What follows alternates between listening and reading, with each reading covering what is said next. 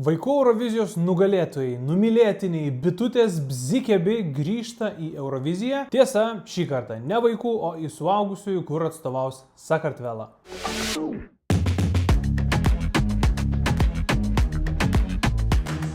Sveiki sugrįžę į Eurodienos kanalą, aš Justas, jūs žinot, ką mes čia darom. Šiandien atėjo laikas pamatyti, kokią dainą Eurovizijai atsiunčia Sakartvelas, iš kurio dažniausiai turbūt tu kaip ir nesitikėtum kažko kokybiško, bet šiemet jie siunčia grupę, kuri jau yra laimėjusi Euroviziją, vaikų Euroviziją 2008 metais prieš beveik 20 metų.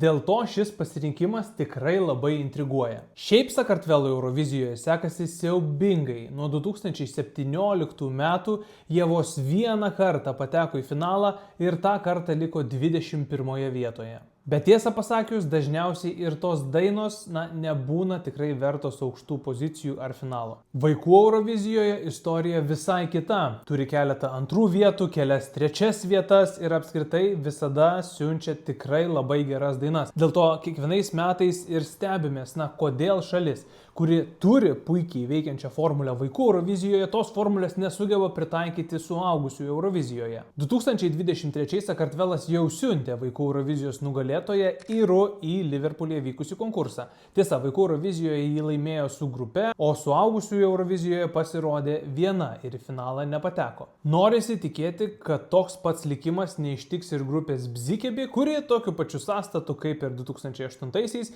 dalyvaus šių metų Eurovizijoje. Tai ir paklausom. Bzikebi, On Replay, Sakartvelo daina Eurovizijai.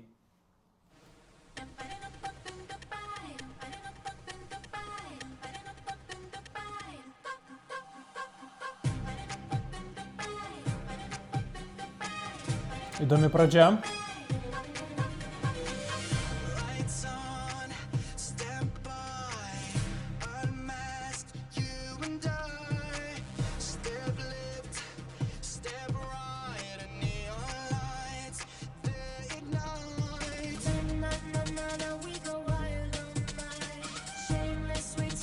Iškart primena tai, ką Sakartvelas daro vaikų Eurovizijoje ir manau, kad tai gali būti ir neblogas ženklas. Apskritai labai įdomu matyti juos tokius užaugusius.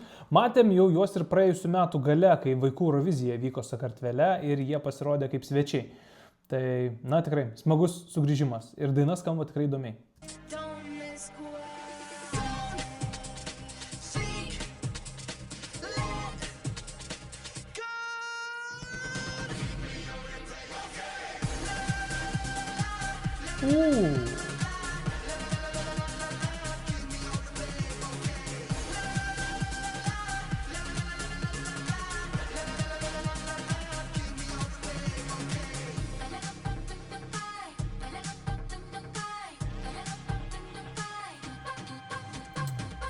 Turi tokio truputį vaikiško vaibo daina šitą, ne? Ar tik man taip truputėlį atrodo. Nors, tuo pačiu ji yra jau ir rimtesnė, žingsnis į suaugusiųjų pasaulį.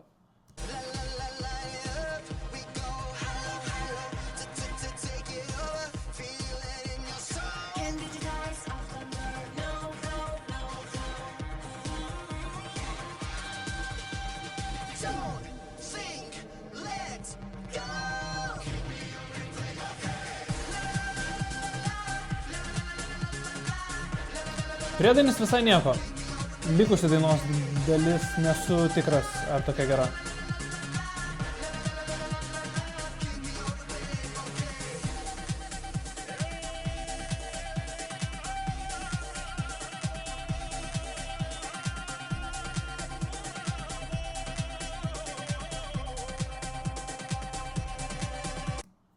Fainas šitas momentas, fone girdisi kažkokio vyresnio dainininko, turbūt, kad tokia, kartveliška kalnų aimana. Esam turėję ir tokių dainų Eurovizijoje, jom nėra, kad dažnai sekasi, bet toks irgi etno motyvas, kuris jaučiasi ir kuris papildo šitą šiaip modernę dainą.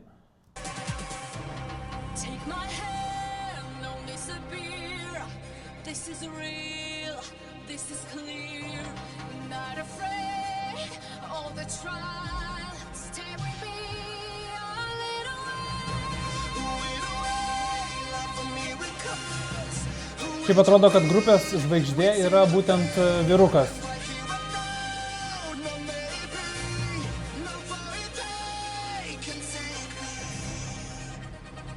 Gražus klipas.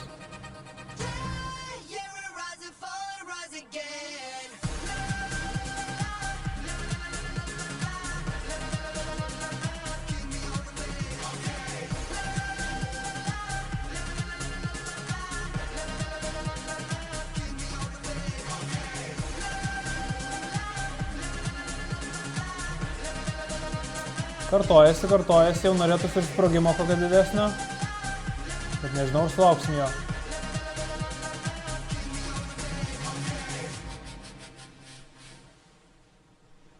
Nesulaukim didesnio sprogimo. Bet hei, kaip Sakartvelui, nėra blogai.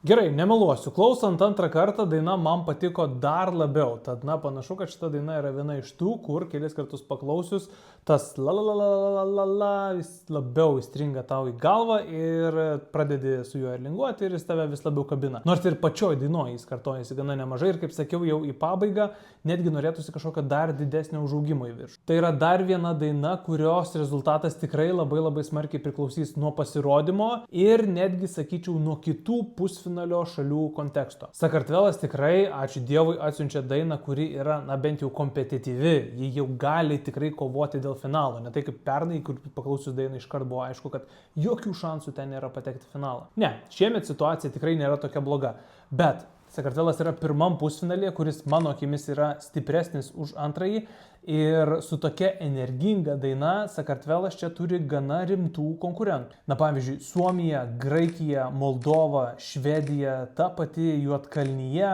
visos jos turbūt, kad gali taikyti į panašų žiūrovą. Gerai tai, kad tokias dainas mėgstančių žiūrovų ratas yra tikrai labai platus. Tai Sakartvelo aš tikrai nenurašyčiau ir manau, kad juos finale išvysti galime. Tam, aišku, reikės tikrai stipraus pasirodymo, gerų atlikėjų vokalo, gero kamero darbo, charizmos ir daug įvairių dalykų, bet užsuku ratą ir grįžtu prie to pačio. Kaip Sakartvelui jau tikrai labai neblogai. Ar sutinkat su mano nuomonė, o gal visiškai jai prieštaraujate, parašykite komentaruose. Taip pat nepamirškit paspausti like ant šito video, pahypinkit video ir taip pat pasubscribinkite Eurodienos kanalą ir nepraleiskit kitų reakcijų, kurios jau labai greitai. Tiksliau, jos labai greitai YouTube kanale, o Contribee mūsų rėmėjai jau mato ir dar daugiau reakcijų, negu jų tikrai yra YouTube. Tad paremk Eurodienos veiklą Contribee ir matysi šitas reakcijas gerokai anksčiau. O man belieka atsisveikinti, palinkėti jums gražios dienos ir iki kito karto. Čiau.